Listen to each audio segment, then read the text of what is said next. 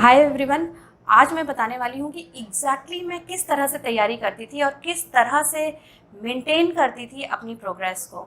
तो मैं इसको स्ट्रैटेजी कैनवस कहती हूँ क्योंकि मैं एक आर्टिस्ट भी हूँ और मुझे बड़ा मज़ा आता था कि रोज़ मैं इसको भरती थी और रोज़ शाम को देखती थी कि आज मेरी प्रोग्रेस कितनी रही। तो बड़ा सिंपल सा फॉर्मेट है और इसको मैं अगर रोज़ मेंटेन करती थी तो क्या होता था कि मेरा डिसिप्लिन बना रहा और मेरा मोमेंटम बना रहा। मैं अपनी प्रिपरेशन से इधर उधर नहीं हुई। तो मैं चाहती हूँ कि ये चीज़ मैं आपके साथ शेयर करूँ ताकि आप भी रोज़ इसको यूज़ कर सकें और अपनी प्रिपरेशन को एक दिशा दे सकें। तो मैं अभी आपको दिखाती हूँ पास से कि ये स्ट्रैटेजी कैनवस जो है वो एक्चुअली कैसा होता है और उसमें क्या क्या चीज़ें जाती हैं। तो ये है हमारा स्ट्रैटेजी कैनवस। इसको मैं बहुत सारे डिटेल में एक्सप्लेन भी करूँगी कि कैसे बनाना है, कैसे यूज़ करना है। और अब हम देखेंगे कि इस स्ट्रैटेजी कैनवस को किस तरीके से भरना है। तो पहले हम आते हैं इसके पहले सेगमेंट में जो कि है मी नाउ, मैं आज कैसी हूँ। तो उसमें मैंने 3 कॉलम्स बनाए थे जिसमें कि पहले कॉलम में सब्जेक्ट्स मेंशन थे और मेरे subject general studies, psychology, public administration और इंटरव्यू, इस तरीके से मैंने उसको डिवाइड किया था। और अभी फॉर्मेट बदल गया तो आप उसको थोड़ा बहुत उस हिसाब से चेंज कर सकते हैं। और सेकंड कॉलम में मैंने रखा था कि आज का टारगेट क्या है। और टारगेट मैंने कैसे कैलकुलेट किया था कि जितना भी सिलेबस है उसको 5 महीने से डिवाइड किया और फिर एक एक दिन का टारगेट निकाला। कुछ महीने मैंने सिर्फ रिवीजन और प्रैक्टिस के लिए रखे थे और हर एक दिन मैं सिर्फ पढ़ती ही नहीं थी, प्रैक्टिस भी करती थी कि अगर क्वेश्चन आया तो मैं कैसे जवाब दूंगी, शब्द कितने होने चाहिए, लैंग्वेज कैसी होनी चाहिए। और ख़ास बात का ध्यान रखती थी कि मैं इंटरव्यू की तैयारी बाद तक नहीं छोड़ी थी। मैं शुरू से थोड़ा थोड़ा क्वेश्चंस रोज प्रैक्टिस करती थी क्योंकि मुझे लगता था कि मैं शायद उतनी अच्छी तरह आंसर नहीं करती हूँ, तो मुझे इंटरव्यू के लिए काफ़ी प्रैक्टिस चाहिए।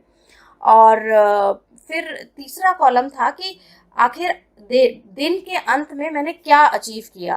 तो किसी दिन मुझे लगता था मैंने 80% किया, किसी दिन मुझे लगता था घंटे कम पड़ गए, या किसी दिन मुझे लगता था कि मुझे मटेरियल और चाहिए। और किसी जैसे इंटरव्यू के लिए मुझे कई बार लगा कि मेरा क्वेश्चन बैंक छोटा है।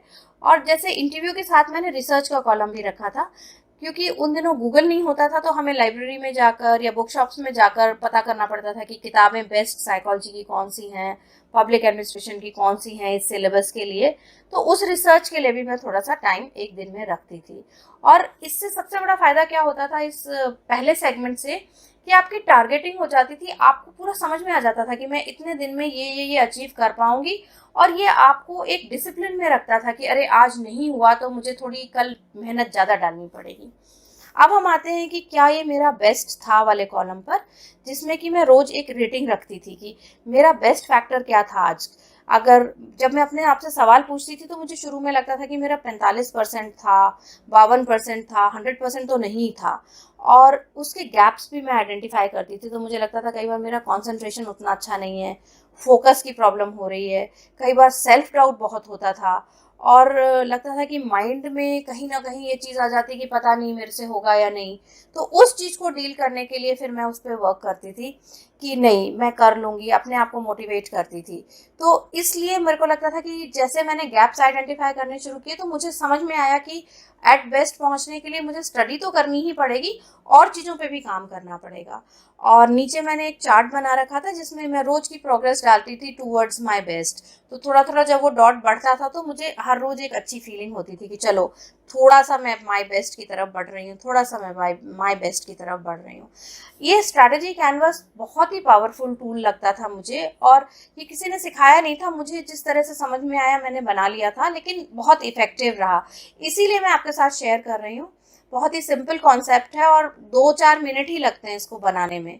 तो अगर इसको बनाते हैं हम तो हमें बहुत अच्छा डायरेक्शन मिल जाता है और अपना असेसमेंट बहुत अच्छा होता है कि हम कहाँ तक पहुँचे हैं। अगर आपको इसके ब्लैंक स्ट्रैटेजी कैनवस चाहिए तो आप मेरे चैनल को सब्सक्राइब करके और मुझे एक ईमेल डाल सकते हैं। जो ईमेल आईडी आ रहा है वीडियो में उस पर, तो कोई चार्ज नहीं है, फ्री ऑफ कॉस्ट है। तो मैं आपको उसको ईमेल पे हिंदी और इंग्लिश दोनों में भेज सकती हूँ। आप इसको मेंटेन करना शुरू करेंगे तो आप रियलाइज़ करेंगे कि आपकी प्रिपरेशन को एक बहुत अच्छा डायरेक्शन मिल गया है। और इसी तरह के और जो छोटी छोटी स्ट्रैटेजीज मैंने अपने लिए यूज़ करी और जो मेरे लिए यूज़फुल रही वो मैं आपके साथ आगे आगे शेयर करती रहूँगी।